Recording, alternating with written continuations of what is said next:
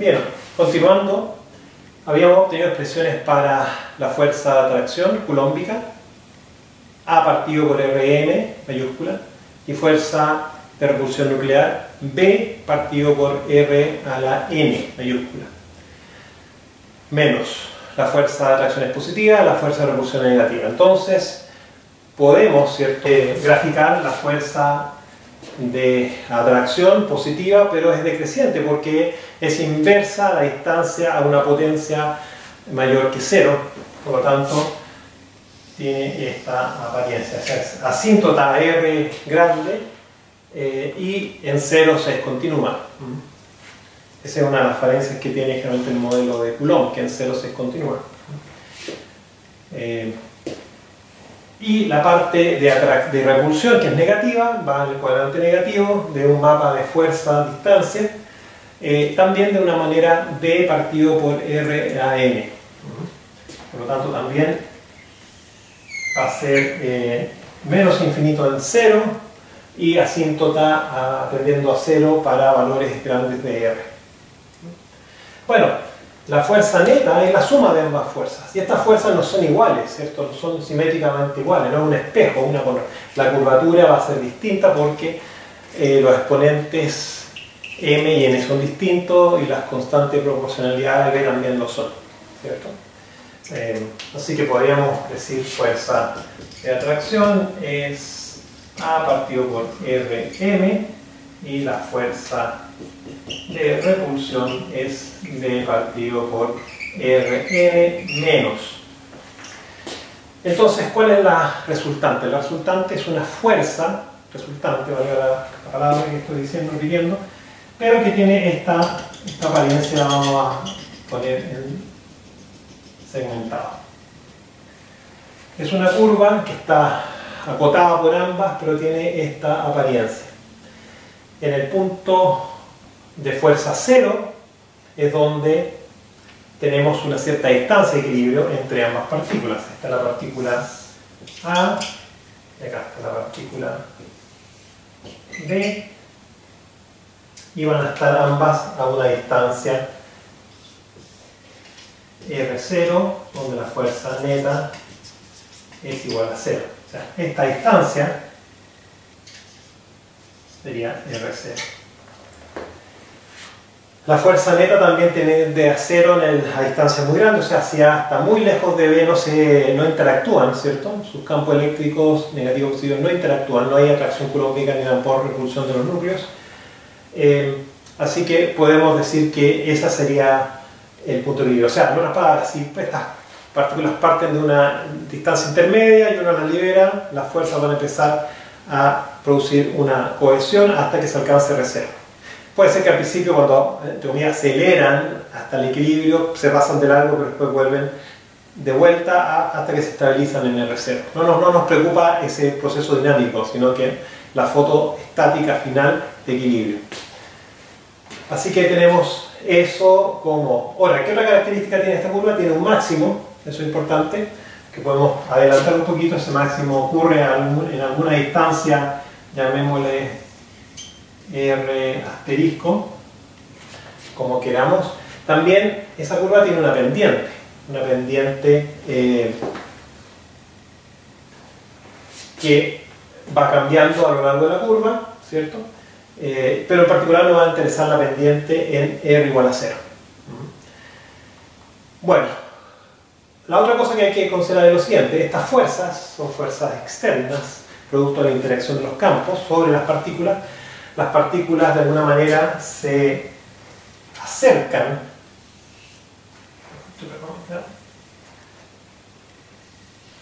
por la atracción, o sea, A estaba en esta posición y va para allá, B está en esta posición y va para allá. Por lo tanto, hay un desplazamiento producto de una fuerza resultante, fuerza neta. Y hay un cierto desplazamiento delta. Y sabemos que cuando una fuerza actúa en línea con un desplazamiento que ocurre en una cierta dirección, ese producto corresponde a un trabajo mecánico, F por delta, F neta por delta, hasta que se alcanza el punto de equilibrio, ¿cierto? Esa fuerza va a ir cayendo, ¿cierto? Va a ir cayendo a medida que cuando está lejos de cero va aumentando, pero pasa por el máximo, va cayendo hasta que pasa a ser cero en el punto de equilibrio. Pero claramente toda esta área bajo la curva implica de alguna manera trabajo mecánico para juntar las dos partículas desde una distancia extrema hasta el punto de equilibrio. Ese trabajo mecánico, por la primera ley, ya que acá no estamos considerando pérdidas de calor ni transferencia de calor por vibración a otro método, ¿no? Corresponde entonces a la energía interna del sistema, U. ¿Okay? Entonces, podemos acá decir, y vamos a borrar, ¿cierto? Para poder pasar a la definición de la energía propiamente tal. Entonces, dijimos que definición de trabajo, esto es trabajo mecánico,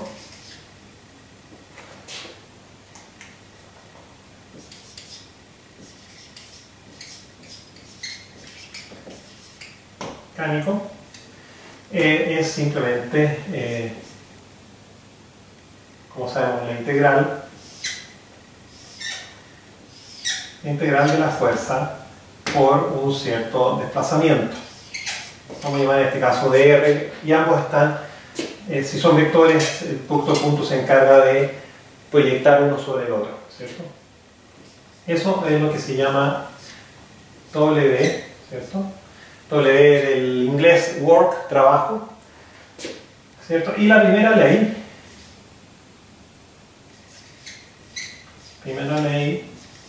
de la termodinámica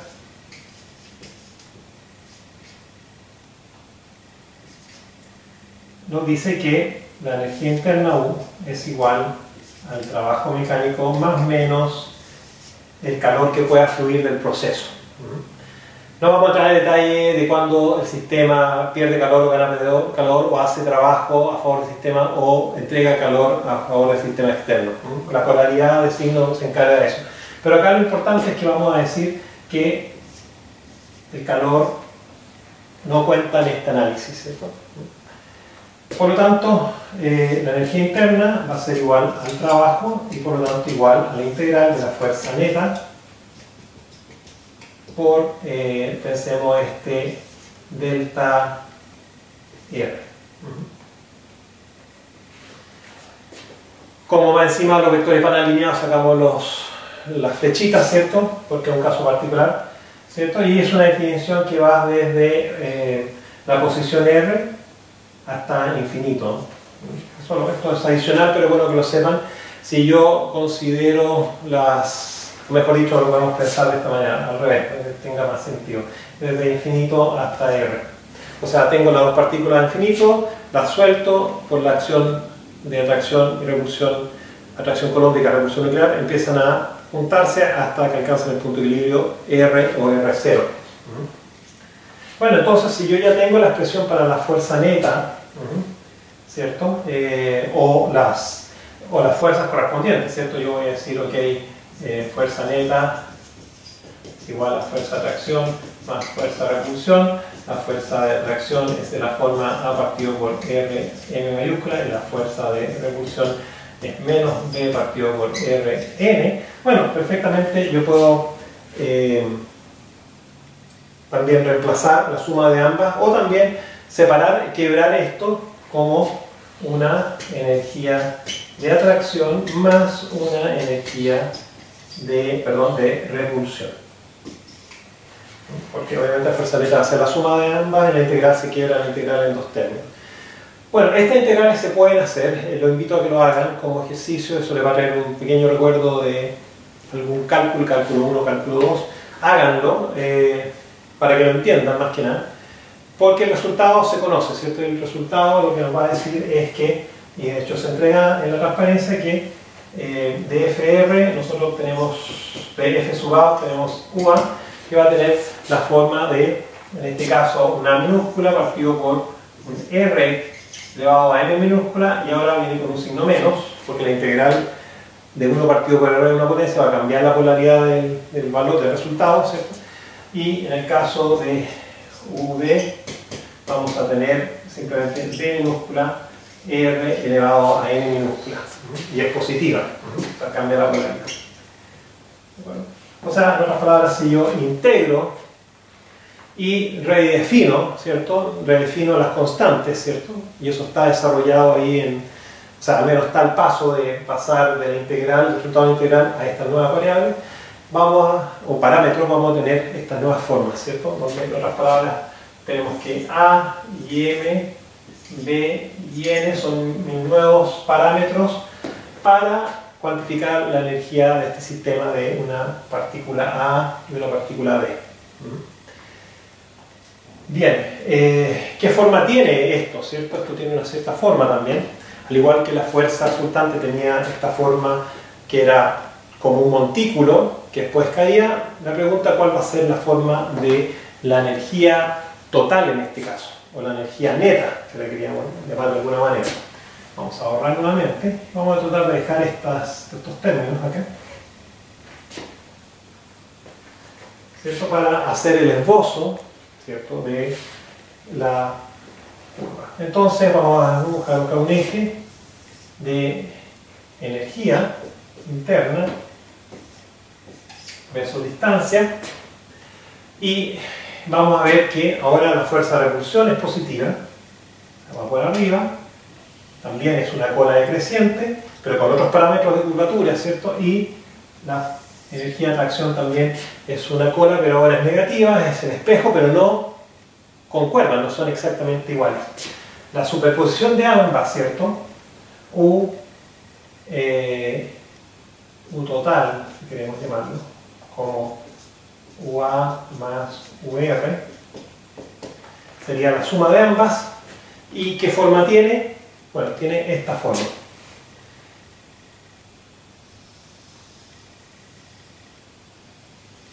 Entonces uno podría decir, tiene la misma forma de la fuerza neta, pero espejo. Qué interesante, pero no es tan así. No es tan así porque el punto donde la energía total es cero no corresponde con R0. El punto donde la energía es más negativa es donde tenemos el punto de equilibrio de la fuerza neta igual a cero. O sea, en otras palabras, es el R0 está donde ocurre el mínimo de energía, considerando un mínimo negativo, el más negativo. O sea, donde la energía es más negativa, la energía total del sistema, que vamos a llamar energía de enlace, o sea, U0, U total, es energía de enlace, enlace de AD,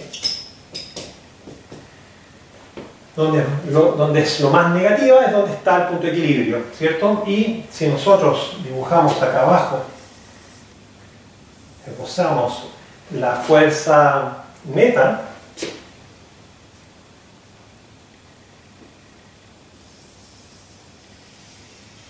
vamos a ver que donde la fuerza neta era cero,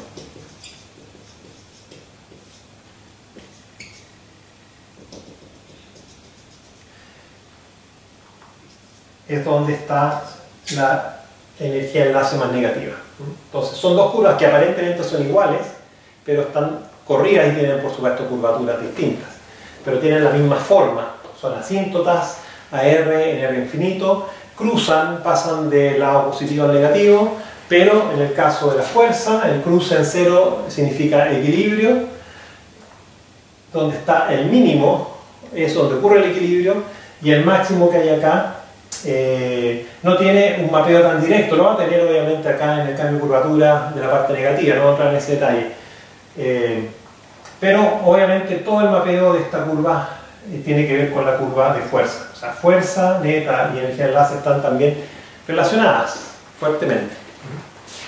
Así que lo interesante es eso, ver de que hay una conexión entre ambas curvas, ¿cierto?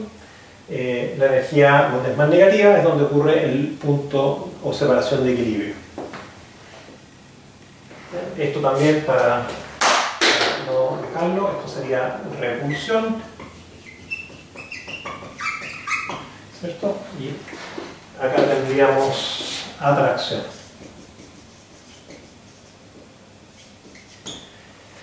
Bien.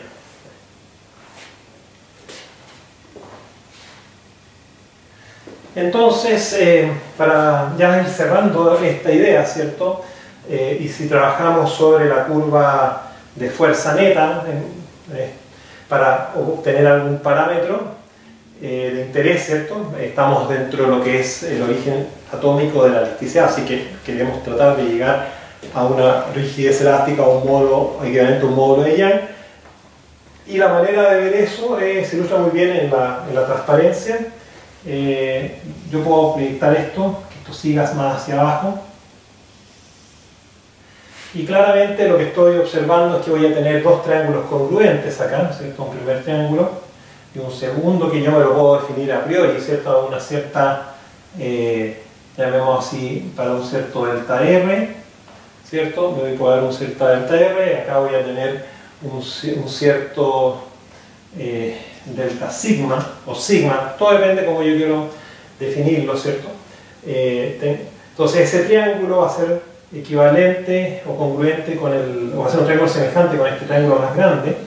Por lo tanto, lo que yo podría decir es que va a haber acá una posición desde el origen, desde el punto O a un punto de corte acá, que lo puedo llamar A según la transparencia. Entonces yo podría decir, de acuerdo, por R0 es al segmento A igual a delta R es igual a la altura delta sigma, ¿cierto? Y por lo tanto yo podría de esa forma decir, ok, OA, el segmento A pasaría a ser delta sigma partido por delta R por R0, ¿cierto? Ahora, ¿qué es lo que tenemos acá en cierta forma? Tendríamos entonces una expresión igual a delta sigma partido por delta epsilon, ¿cierto? Si hacemos que la referencia sea 0, eso nos va a decir simplemente que esto es sigma partido por epsilon, y eso correspondería con la ley de Hooke normalizada al módulo elástico. Entonces el segmento OA, o sea, donde esta línea proyectada corta el eje vertical, me estaría dando la magnitud del módulo elástico, ¿cierto? A través de esta analogía de triángulos semejantes.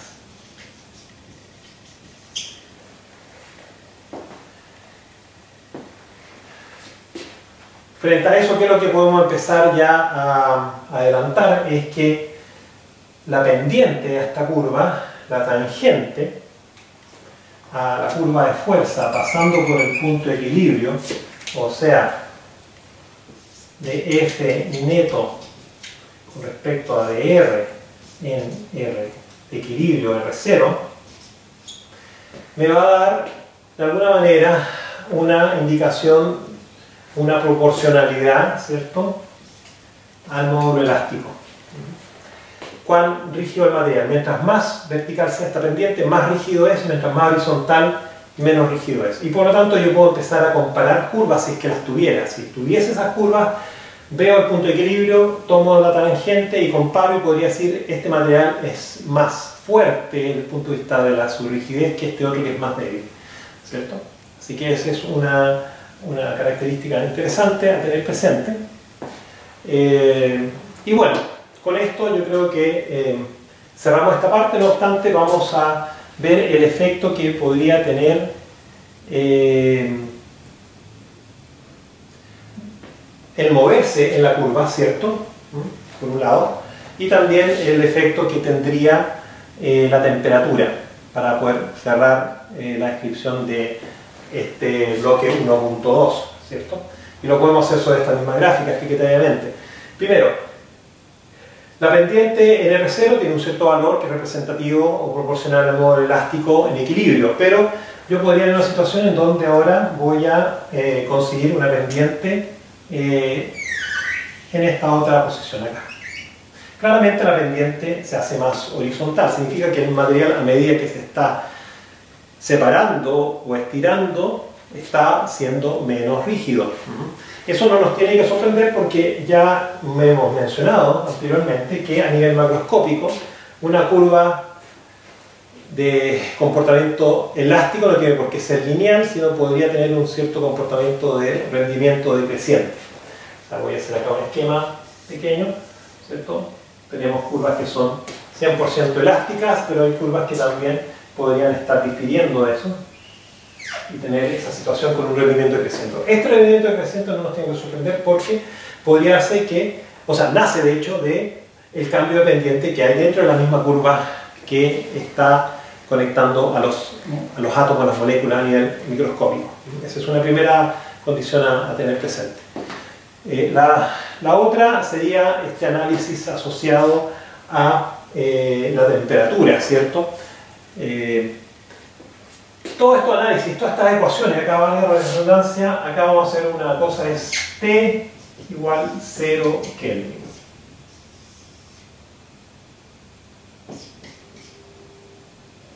¿Qué significa eso de que no hay actividad térmica?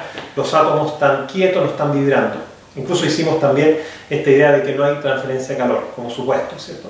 Ahora, cuando estamos en un material real, incluso a 0 grados Celsius o 25, la temperatura en Kelvin puede ser ya considerable. O sea, podríamos tener una situación de un material que va a estar a una temperatura de T igual a 298 Kelvin. Bueno, ¿qué pasa en esas circunstancias? Esa temperatura es vibración de las partículas de los átomos desde sus puntos de equilibrio, o sea, ya no están quietas en equilibrio, sino están dentro de un entorno de equilibrio, pero vibrando fuertemente.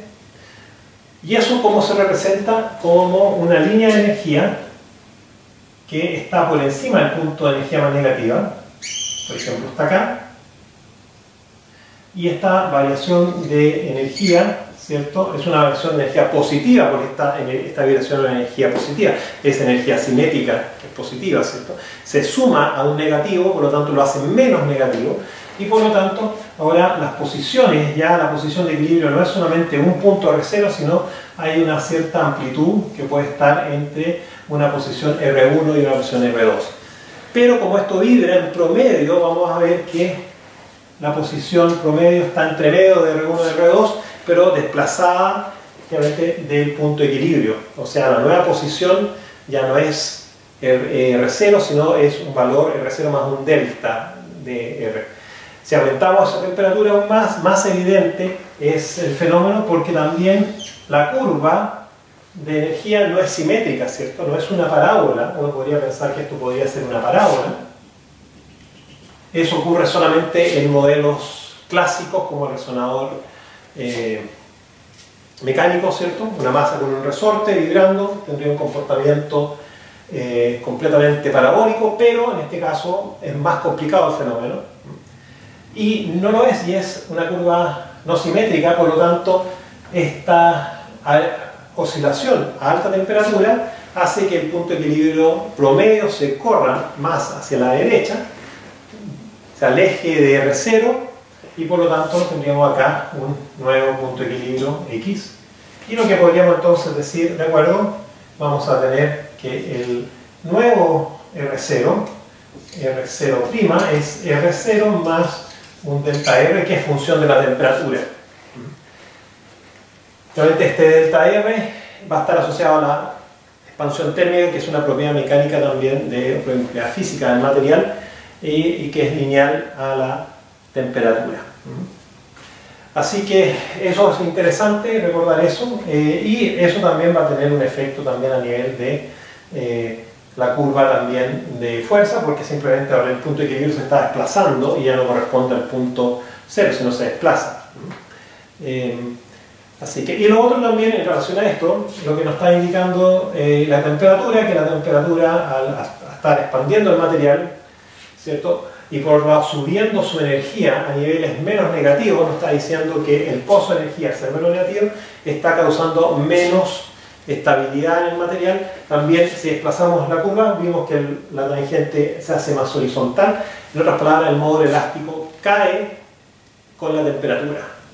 Y no debería sorprender eso. O sea, un material como el acero, que se funde a 1500 grados Celsius, esperaríamos que a medida que se calienta desde los 298 Kelvin hasta el punto de fusión, vaya poniéndose cada vez menos rígido, más dúctil, más blando, mejor dicho, más deformable, mejor dicho, hasta que ya se convierte en un líquido y ahí pierde toda su cohesión mecánica y el concepto del modo elástico desaparece, ¿cierto?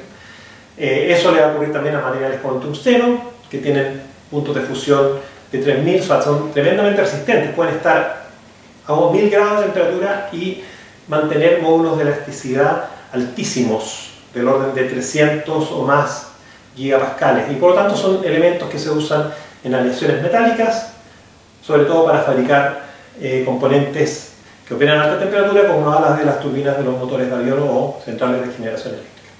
Bien, con esto terminamos la parte de pizarra para complementar el 1.2 origen atómico de la elasticidad. Nos estamos viendo entonces en clase virtual para atender consultas, y seguiremos grabando estos videos para ir mejorando la comprensión de las láminas o el audio que se pueda subir con ellas. Muchas gracias.